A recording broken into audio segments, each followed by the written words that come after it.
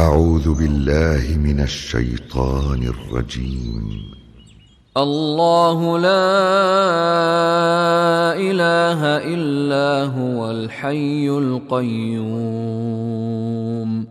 لا تأخذه سنة ولا نوم له ما في السماوات وما في الأرض من ذا الذي يشفع عنده إلا بإذنه يعلم ما بين أيديهم وما خلفهم ولا يحيطون بشيء من علمه